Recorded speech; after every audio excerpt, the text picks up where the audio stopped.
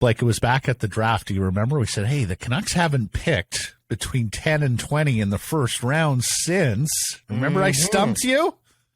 You did Since stump me. Michael Grabner in 2006, the 14th overall pick, the one-time Canuck, now retired and coaching in Arizona. Michael, how are you? Nice to catch up. Yeah, how are you guys doing? Thanks for having me. Very, very well.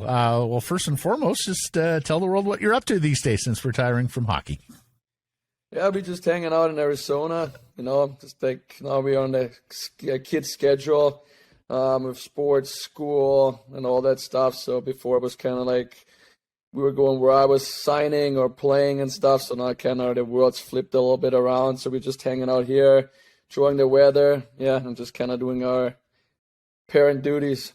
Any chance you can join the Canucks penalty kill for the rest of the season? They could really, really use it. That became your specialty lately. Did you ever think when you were scoring 30 goals as a 22-year-old in the American Hockey League, did you ever think you'd become a PK specialist throughout your career? Not really, no. Again, that they just gotta put me in that role. But I figured out quickly, like, either you find a role on the team and figure out what you can be good at and useful at, and and then you find a spot, right? So I feel like a lot of times people have a tough time changing their role or their job, right, on a team. So again, I loved scoring goals, but I was like, man, better get good at penalty killing if I want to stick around here. So yeah, that's what I kind of put my main focus on then. I mentioned the 30 goals in the AHL. I was just thinking to NHL myself, too.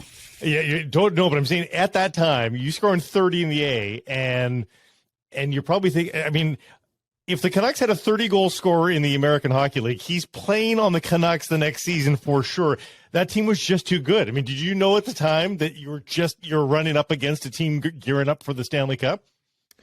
Not necessarily. Like, once I was in camp and stuff, right, and watching the beginning of the season, you knew they and like looking at the roster, right? So sometimes it's tough as a young guy coming to a team like that, like Pittsburgh back in the day, right, with all this, like, especially as an offensive kind of guy, right, you need to find a job and get a role. So I knew it was tough to crack that lineup. Like, again, they were stacked for a while there and had a lot of fun years for the fans to watch. So, like I said, I got lucky the way my career took me to Long Island and wherever I went, right, kind of gave me a chance to get in the NHL and kind of make a name for myself and get a few solid years in. So, but yeah, that lineup was tough to crack back in the day. Well, I was going to ask, Michael, it was 29 games with the Canucks, including playoffs, and then you were a part of the Keith Ballard trade, and then you found yourself quickly from Florida to New York. Where was your headspace at that time? And when you look back on it, was that sort of the best thing that happened to you career-wise? Yeah, probably. Like, I guess, like I said, like, I was mentally ready to go to the Canucks, right? Like, the next season, I didn't really expect the trade then. But after that first trade to Florida, you got kind of ready for anything at that point, right? Like, at least mine happened in the summer. We kind of got used to accepting it and kind of like, okay, this is my new team and stuff, right? Obviously, from Europe, they don't really have trades and stuff like this back home. So, but again, yeah, like, I kind of ran through it all, waivers, trades early in my career. So you kind of figure out right away how the business side works, right? And that at any given time, you can move cross country or to Canada, a different country, right? So, and you kind of stayed in that kind of mindset, right? Like I said, like, I was ready for anything throughout my whole career. Again, I got the trade deadline trade out of the way too, like, later in my career. So, like, I think I hit all the stops you can do in hockey. And tell me, because it was 4 years, parts of 4 seasons in Winnipeg with the Manitoba Moose. Boy, there was a lot of development going on back then under Scott Arniel. There were a lot of guys who wound up playing in the National Hockey League in that era of Manitoba Moose hockey. What was your experience like there? Yeah, it was great. Like, again, the game is still different now, right, from back then and, like, how things worked. But yeah, the Canucks had a good team back up there, so our AHL team was stacked, right, with some of the guys that we had on the team, and then we shared with Dallas for a little bit, right. We had some guys coming down playing on our team. Like, yeah, it was a different era. Obviously, that was kind of like the switch over, right, when all this stuff, like the shift happened a little bit to the new what we see now in NHL. So, but yeah, there were some great players I had. Like I said, I got lucky the stops that I had in my career, the teams I got to play for, and also like the people that I met along the way and were my teammates, right? Like the early years in the Canucks, meeting Trevor Linden, Marcus Nassau, and guys like that. Even in Winnipeg, Mike Keane, our captain, right? Like you just learned a lot from these guys, right? At 42 years old, jumping headfirst in front of pucks and stuff, right? Like, again, it was a different era, different, like, mindset almost, right, and stuff. So I'm glad that I got to see all the different switches, like I said, like the old school style, kind of the switch over, and then what it is now. So, yeah, I got to see kind of all sides of the coin here. You have lots of connections from your last stop in the National Hockey League, Arizona, and we'll get to some of the players in just a second because you saw people here have a different opinion of OEL than the one you saw. You saw an unbelievable Oliver Ekman-Larsson. We'll get to that in just a second, but because of the newsiness of Rick Tocchet behind the Canucks bench, or soon to be, your thoughts on Rick Tocchet as a coach, and we talked about this with Alain Vigneault just a couple of days ago with somebody else, that you do get better. Your first stop to your second stop to your third stop as a head coach. So this is not to judge Rick Tocchet at all by just what he did with Arizona, but give us a flavor of what kind of head coach he was, at least for you. Yeah, again, I never really had any problems with coaches. I don't know, somehow just got along with them, but yeah, like he's like a player coach, right? Again, wants to be like real involved. He likes to be on the ice and like running through like the power play, right? He always was a power play guy, point, so he has a way of thinking the game, right? Than some other coaches might not have.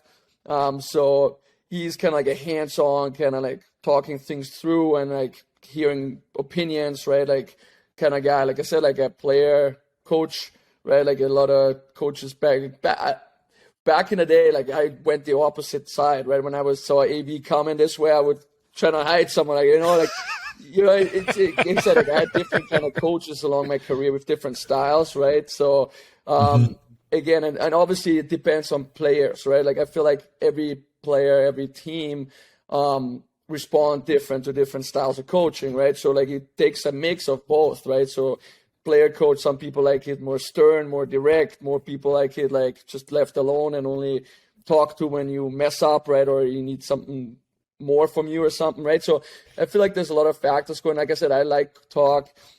He has a good mind for the game. Obviously, you like hear him talk and stuff. So again, we'll be interested to see how he does up there. To your point, like for me coaching youth there, like I already have more different ideas in that level, right, than I was doing this year, right, that I could change or hopefully improve on, right? So again, I'm sure he reflected on his time coaching, and he's gonna go up there and has ideas that he might want to do better or change, and then we'll see what happens, because there's some talent up there, right? So they have some good players up there, and we'll see what happens with the team. He's an interesting guy, his career path, because he has coached power play in the past with Pittsburgh, and yet I think he's got a reputation as more of a defensive structure. He's certainly leaned into the defensive side in Arizona. How does he want to play 5-on-5, Michael? Like, what's his system, 5-on-5?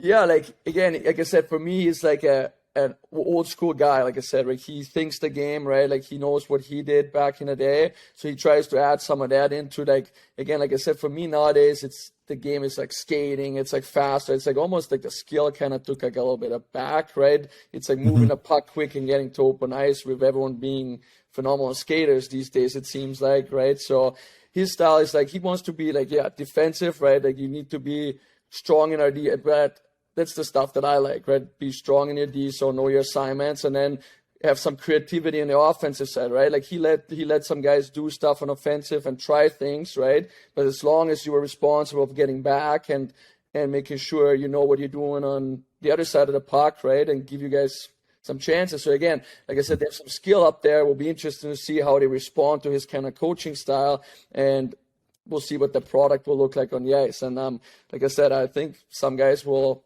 like him up there. Obviously, OEL, they know I'm coming up there, so we'll see what happens with them. I gotta text them and see what they say. Yeah, tell us, Garland and Ekman-Larsson, what kind of relationship did you have with the two of them? I got along great with them. Like I said, they were good teammates.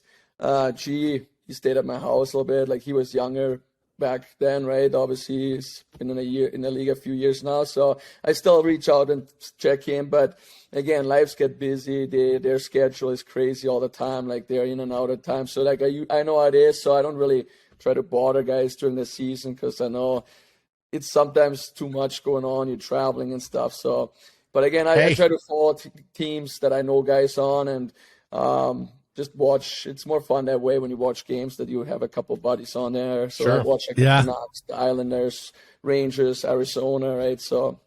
Well, and you say their schedules are crazy. Coach Grabner, your schedule is crazy from what you were telling us. For U11, yeah. For U11 hockey, you're going all over the place. You got quite a travel team there, huh?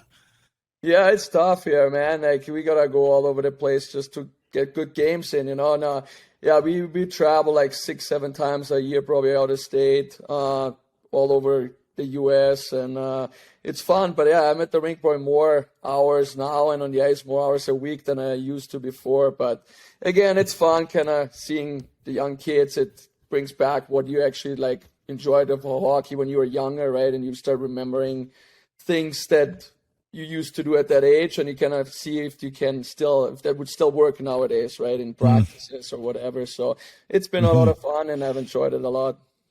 A little bit of AV, a little bit of Rick Tocchet, put it in a blender, and there you go. Yeah, there you go. Your coaching, you got your coaching style.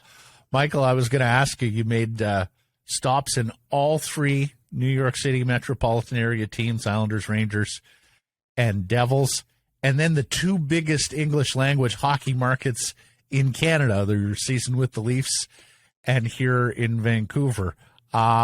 He deserved that after 4 years in Winnipeg, boy, by the way. I was going to say, talk to me about the way the markets you were able to play in over the course of your NHL career, because, you know, there's a fair bit of pressure in some of them, lots of eyeballs in all of them. Yeah, eyeballs and opinions and everything, right? But you need to like kind of like, I learned, that's another lesson I learned early in my career, to kind of tune everything out and just focus on what you can control on the ice. It sounds cliche, but like obviously in the markets you played, right, there's a lot of media, TV, everything, like even people shopping talk to you, right? Like again, that's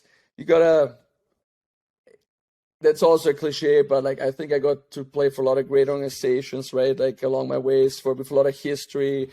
Like again, I couldn't have drawn it up better to play for some of these teams, right?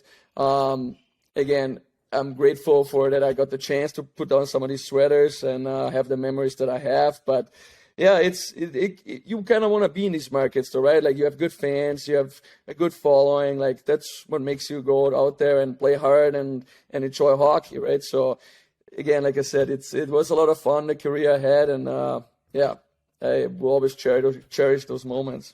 Heck, 25 goals in the blink of an eye ago. 2018, 25 goals at MSG. And that feels just like a second ago. Hard to believe. And then more with the Devils. So you look like you're in great shape. Have you retired internationally? You going to still play for Austria going forward? I don't think so. Like I said, like there's so many stuff, like life happens, right? Like obviously I wouldn't have drawn up my ending to my career like it did probably with COVID and all this stuff happening, right? So again, like I said, now there's other factors like the kids, their school, like they're getting older. Back in the day, it was easier to move, right? They didn't really understand it. Now they have kind of their home pace with friends, school, hockey, sports, whatever it is. So, and I'm not coaching now. Like I said, I'm really enjoyed it. So I don't know where things will go, but right now I'm good here, and then we'll see. We'll reevaluate after the season is over and school year's over. Well, delightful conversation, my man. Thank you for picking up the phone today and joining us. Appreciate the insight on new coach Tocchet, and we wish you all the best, Michael. If your U11s ever come up here to Vancouver to play, we'd love to see you here at the Wall Center downtown.